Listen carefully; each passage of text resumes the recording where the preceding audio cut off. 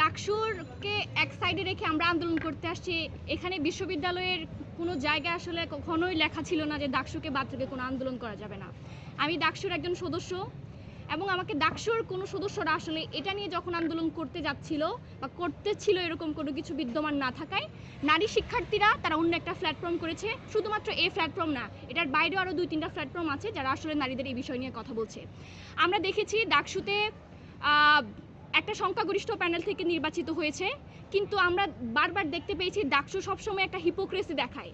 কখন আমরা এই সম্পর্কে আমরা কখন জেনেছি, যে ছাত্র সংগঠন থেকে সংখ্যাগরিষ্ঠ নির্বাচিত হয়েছে ডাকসুতে তারা যদিও নিজেদেরকে লেজুর ভিত্তিহীন ছাত্র সংগঠন দাবি করলে আমরা বেশিরভাগ সময় দেখেছি ডাকসুর ভেবি হেলিকপ্টারে করে জাতীয় নির্বাচনের আগে বিভিন্ন প্রার্থীদের প্রচারণায় গেছে। তো সেক্ষেত্রে আমরা তাকে কখনো অরাজনৈতিক বা শুধুমাত্র ছাত্র সংগঠন করে অন্যান্য রাজনৈতিক দলের অন্য কোনো রাজনৈতিক দলের সাথে সম্পৃক্ত না এরকম আমরা বলতে পারি না।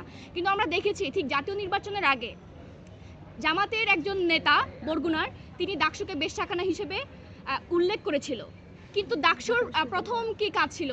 ডাকসুর প্রথম কাজ ছিল যে সেখান থেকে একটা স্টেটমেন্ট দেওয়া যে আসলে আমরা যেহেতু এই জায়গায় অবস্থান করছি, ডাকসু একটা গুরুত্বপূর্ণ প্রতিষ্ঠান, সে জায়গা থেকে এটার একটা প্রতিবাদমূলক বিবৃতি দেওয়া। কিন্তু ডাকসু থেকে সেটার কোনো ধরনের ব্যবস্থা করা হয়নি। এবং আমরা দেখেছি ডাকসু সহ হল সংসদের অনেক শিক্ষার্থী তারা নারীদেরকে হেনস্থা করেছে। আমরা কয়েকদিন আগে দেখেছিলাম ওয়ার্ল্ড কাপ যখন চলছিল, শহীদুল্লাহ হলের একজন সমাজসেবা সম্পাদক সেই নারীদেরকে হেনস্থা করেছিল। এবং একই সাথে ওই হলের আরেকজন শিক্ষার্থী যে ছাত্র শিবিরের সাথে সংশ্লিষ্ট সে নারীদেরকে একদম খারাপ ভাষায় স্ট্রিমিং করেছিল এবং বিভিন্ন ধরনের খারাপ কথা বলেছিল।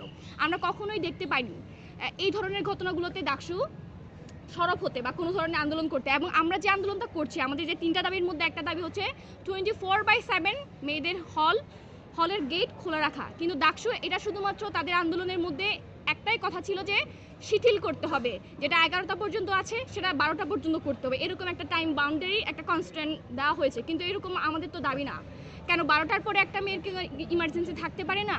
তো এই ধরনের জিনিসগুলো যখন আমরা দেখতে পাই, এগুলো আমরা মনে করি ডাকসু শুধুমাত্র একটা রাজনৈতিক দলের জন্য, একটা রাজনৈতিক দলের সুবিধা দেওয়ার জন্য তারা এই জায়গায় অবস্থান করছে। বরং নারীদের যে যৌক্তিক আন্দোলনগুলো, শুধুমাত্র নারী না, নারী সহ অন্যান্য যে যৌক্তিক আন্দোলনগুলোতে ডাকসুর সে ধরনের কোনো ভূমিকা আমরা দেখতে পাই না। আপনি যে ডাকসুর একজন সদস্য, সেক্ষেত্রে আপনি নিজেও কি ডাকসুর যে মিটিংগুলো আছে সেখানে কি আপনি কথা বলতে পারছেন না এই বিষয়গুলো নিয়ে?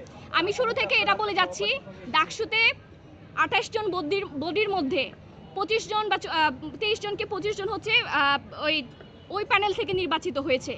দেখুন, যদি একটা বডিতে 28 জন থাকে, সেখানে যদি সংখ্যাগরিষ্ঠ যখন ভোট হয়, হ্যাঁ কিন্তু 20 জনের অধিক যাচ্ছে, তার মানে বাকি যে কথাগুলো সেগুলো কিন্তু উঠে আসছে না। তো সেই জায়গা থেকে আমার আজকে দায়িত্ব কি ছিল, আমার ফুল ডাকসু বডি নিয়ে প্রেস কনফারেন্স করা, সেটা আমি করতে পারি নাই দেখেই তো আমাদেরকে ভিন্ন প্ল্যাটফর্ম করতে হচ্ছে। আশা করি। আর কোনো প্রশ্ন?